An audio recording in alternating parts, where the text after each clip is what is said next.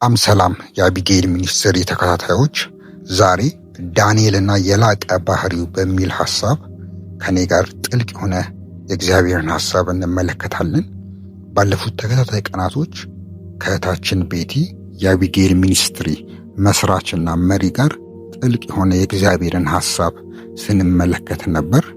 እነዚህን ትምህርቶች ወደ ኋላ በመግባት እንድትመለከቱ ሕይወታችሁ እንድትቀይሩ እየጋበዝኩኝ ወደ ዛሬው ትምህርታችን እንገባለን። ዳንኤል በተለያዩ መንግስታት ማለትም በባቢሎንና በፋርስና የሜዶን ስርወ መንግስታት ውስጥ በከፍተኛ ኃላፊነት ውስጥ ያገለገለ፣ በተለይ በአራት ታላላቅ ነገስታት ስር በንጉሥ ናቡከደነጾር፣ ብልጣሶር፣ ንጉሥ ዳሪዮስና ታላቁ ቂሮስ በሳይረስ ዘመን ያገለገለ ታላቅ መሪ ነበረ። ብዙውን ጊዜ ሰዎች አንድ መንግስት ሲወርቅ አብሮ ይወርቃሉ። ነገር ግን ዳንኤል ከነበረው ጥበብ፣ ማስተዋል፣ እነት የተነሳ መንግስታት ቢቀያየርም እንኳን ተጽዕኖ ሳይቀንስ በነዛ መሪዎች ዘንድ እንዲፈለግ የሚያስችል የታላቅ ባህሪ ባለቤት የሆነ ሰው ነበረ። ዳንኤል ወደ ባቢሎን የገባው የተማረከ ወጣት ሆኖ ነበር። በባቢሎን ውስጥ ሲገባ የባቢሎንን ቋንቋ፣ ባህሪ፣ ትምህርት ማያቅ ተራ ሰው ሆኖ ነበር የገባው። ነገር ግን ዳንኤል በዘመናት መካከል እስካሁን ድረስ ስሙ ከፍ ብሎ የእሱ ስም ብቻ ሳይሆን የእግዚአብሔርን ስም ያስጠራ ታላቅ ሰው ነበረ። ዳንኤል የራሱ ስም ብቻ አይደለም የከበረው፣ በባዕድ ምድር የዳንኤል አምላክ ተብሎ እንዲፈራ እንዲከበር ያደረገ ታላቅ የባህሪ ልዕልና የፈጠረ ሰው ነበር። ይህንን ነገር እንዴት ሊፈጠር ቻለ የሚለውን ነገር ከኔ ጋር ከእግዚአብሔር ሐሳብ እንመለከታለን። የመጀመሪያው ነገር ዳንኤል ከወጣትነት ዘመኑ ጀምሮ ያለማመቻመች ሕይወት ነበረው። ዳንኤል ምዕራፍ 1 ቁጥር 8 ላይ ስንመለከት ዳንኤል በንጉሥ መብልና በሚጠጣው ጠጅ እንዳይረክስ በልቡ አሰበ፣ የጃንደረቦንም አለቃ ለመነ የሚል ቃል እንመለከታለን። ተመልከቱ፣ ይህ ክፍል ዳንኤል ገና የተማረከ ወጣት ብላቴና ልጅ ነበረ። ሌሎቹ የቀረበላቸውን ምግብ ሲበሉ ዳንኤል ግን በልቡ አንድ ነገር አሰበ። እግዚአብሔርን ላለማሳዘን፣ ላለመርከስ፣ የአይሁድን ስርዓትና ሕግን ለመጠበቅ በልቡ አሰበ። ደግሞ የጃንደረቦቹንም አለቃ ምን አደረገ? ለመነ። ታውቃላችሁ ቤተሰቦች፣ ንጽሕና ለታላቅ ባህሪ፣ ሞራል፣ ልዕልና መሰረት የሆነ ነገር ነው። ዳንኤል ላለመርከስ አሰበ። ንጹህ ለመሆን ሲወስን እንመለከታለን። ዛሬም እግዚአብሔር በልባችን ንጹህነትን እንድናስብ፣ ላለመርከስ እንድናስብ እግዚአብሔር ይፈልጋል። ደግሞ እኛ ስንወስን እግዚአብሔር ይረዳናል። ዳንኤል የጃንደረቦችን አለቃ ሲለምን እግዚአብሔርም ደግሞ በጃንደረቦቹ አለቃ ፊት ይላል ሞገስን፣ ምሕረትን ሰጡ ይላል። እንዳንመቻመች በሚያደርገን ነገር ላይ እውነት እግዚአብሔርን ለማስከበር ስናስብ እግዚአብሔር ሞገስን፣ ምሕረትን ይሰጠናል። በጃንደረቦች ፊት፣ በኃያላን ፊት ዳንኤል ያገኛል። ይህንኑ ነገር ነው። ሁለተኛ ከዳንኤል ሕይወት የምንመለከተው ዳንኤል በእግዚአብሔር ፊት ስንወራረድ እናያለን። የታላቅ ባህሪ ልዕልና ባለቤት ያደረገው ነገር ዳንኤል በእግዚአብሔር ፊት ለመወራረድ የጨከነ ሰው ነበር። ምንድን ነው ያለው ዳንኤል? አለቃውን በብላቴንነት ዕድሜው እኛንና ባሪያዎቹን 10 ቀን ትፈትነን ዘንድ እንለምንሃለሁ፣ የምንበላውንም ጥራጥሬ የምንጠጣውን ውሃ ስጠን አለ። ዳንኤል ለመወራረድ ፈለገ በእግዚአብሔር። እውነት ደግሞ እግዚአብሔር በእርሱ በስሙ የሚወራረዱበትን ደግሞ አያሳፍርም። ጓደኞቹም እንዳሉት ደግሞ ቢያድነንም ባያድነንም እንዳሉ ዳንኤል ፈትነን አለ። ከዛ እስከ 10 ቀን በኋላ ይላል ፊታቸው አምሮ ተውቦ ተገኘ። በትንንሽ ነገሮች ዳንኤል ለመወራረድ የፈለገ ሰው ነበረ። በእግዚአብሔር ፊት እንድንወራረድ፣ በእግዚአብሔር ፊት እንድንታመን ማድረጋችን፣ መፍቀዳችን የታላቅ ባህሪ ልዕልና ባለቤት እንድንሆን ያደርገናል። ሶስተኛውና ዋነኛው ነገር ከዳንኤል ሕይወት የምንመለከተው ዳንኤልን የታላቅ ባህሪ ስብዕና ባለቤት ያደረገው ዳንኤል የጸሎት ሰው ነበረ። ተመልከቱ፣ ዳንኤል ማለት የ120 ሀገር ከፍተኛ ሚኒስትር የሆነ ሰው ነበር። እንደዛ ሆኖ በቀን 3 ጊዜ ይጸልይ ነበር። ብዙ ሰዎች የሆነ ከፍታ እስኪይዙ ድረስ ይጸልያሉ። ዳንኤል ግን ከፍታው ላይ ሆኖ እንኳን ይጸልይ ነበር።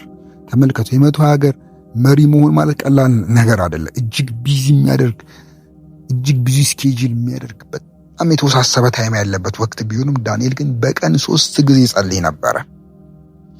እንደ ዳንኤል ቢዚ የሆነ ሰው በዛ መንግስት ውስጥ ምናልባት ንጉሱ ብቻ ቢሆንም ዳንኤል ግን ጸሎት ታማኝ ወሳኝ ነገር መሆኑን አውቆ ነበር። መጀመሪያም ታማኝነቱ ለእግዚአብሔር መሆን እንዳለበት ያወቀ ሰው ነበረ። ጸሎቱን የሚያስቆሙ ነገሮችም እንኳን ቢመጡ ለእግዚአብሔር ታማኝ ነበረ። ታውቃላችሁ ማርቲን ሉተር አንድ የተናገረው ነገር አለ። ዛሬ በጣም ብዙ ስራ ስላለብኝ አለ የመጀመሪያዎቹን 3 ሰዓታቶች በጸሎት ማሳለፍ አለብኝ ይል ነበር። ዛሬ እግዚአብሔር ከምንም ነገር በላይ ከሱ ጋር ጊዜ እንድናሳልፍ ይፈልጋል። ታውቃላችሁ በዛ ስርወ መንግስት ውስጥ በፋርስና ሜዶን መንግስት ውስጥ የነበሩት መኳንንቶች ዳንኤልን በተለያየ ወጥመድ ውስጥ በሴራ ፖለቲካ ውስጥ ጠልፈው ሊጥሉት ይፈልጉ ነበር። ዳንኤል ግን እነዛን ነገሮች ማምለጥ እየቻለው በጸሎት ውስጥ ነው። ደግሞ እሱ ብቻ አይደለም፣ ወደ አንበሳ ጉድጓድ እንዲጣል እንኳን ቢያደርጉት ንጉሱ ምንም እንኳን ቢወደው ቀን እስከ ማታ ድረስ ቢደክምም ያድነው አልቻለም ነበረ። ታውቃላችሁ ግን ሊያድነው የቻለው ከእግዚአብሔር ጋር የነበረው ህብረት ነው።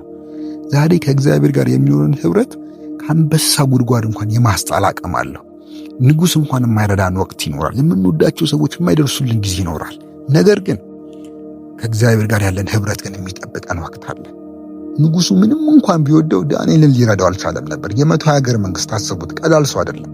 እሱ እንኳን ሊረዳው አልቻለም ነበር። ግን እግዚአብሔር ግን ዳንኤልን አዳነው። ለምን? የጸሎት ሰው ስለነበረ። አራተኛ የምንመለከተው ነገር ዳንኤል ለቃሉ እጅግ ከፍተኛ ስፍራ የሚሰጥ ሰው ነበረ።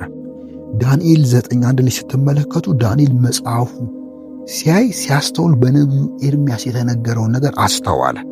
ተመልከቱ፣ ዳንኤል ለካስ የጠበቀው በባዕድ ምድር በባቢሎን ውስጥ፣ ባቢሎን ማለት ሲስተሙ በራሱ ቋንቋውን የባቢሎንን ተምሮ ባህሉን አዶፕት አድርጎ ማንነትን አስጥሎ የሚያስቀረ ስፍራ ቢሆንም ዳንኤል ግን በእግዚአብሔር ቃል ስለተዋጠ የባቢሎን ሐሳብ በሱ ውስጥ ሊገባ አልቻለም።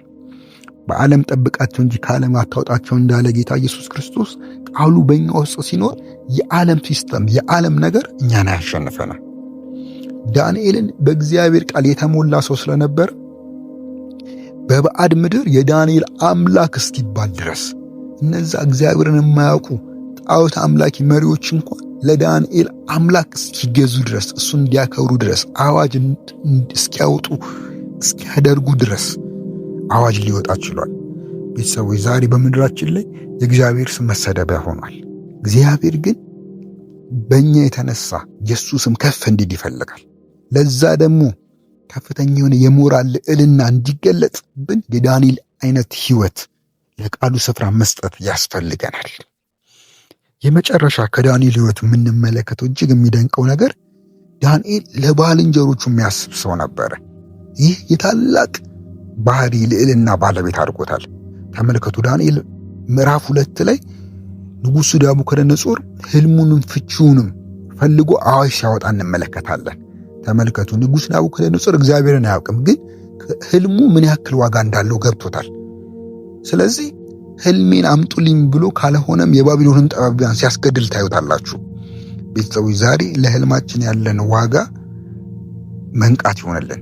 ናቡከደነጾር እግዚአብሔርን ባያውቅም የህልም ዋጋ ገባው። ስለዚህ ዳንኤልን እና ጠቢባንን ማስገደል ሲጀምር ዳንኤል ግን ቆይ ብሎ ጓደኞቹን ጠርቶ ከእግዚአብሔር ዘንድ ሲለምን እና ደግሞ ከእግዚአብሔር ዘንድ የንጉሱን የራሱን ህልም አይደለም የሌላውን የንጉሱን ህልሙንም ፍቺውንም ሲያመጣ እንመለከታለን።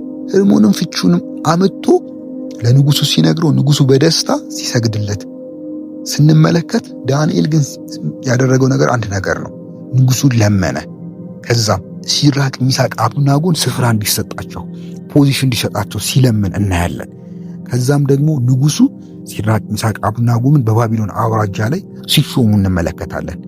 የዳንኤል መሾም የዳንኤል የሆነ ከፍታ ላይ መድረስ ለራሱ ብቻ አልነበረም። በዙሪያው ለነበሩት አብረው ሲጸልዩ ለነበሩት አብረው ሲደክሙ ለነበሩት ወንድሞቹም የሹመት ምክንያት ሲሆን እናያለን። እግዚአብሔርም ለኛ ብቻ ሳይሆን በዙሪያችን ላሉ ወንድሞቻችን የበረከት ምንጭ የሹመት ምንጭ እንድንሆን እግዚአብሔር ይፈልጋል። ጌታ ኢየሱስ ዘመናችሁን ይባርክ።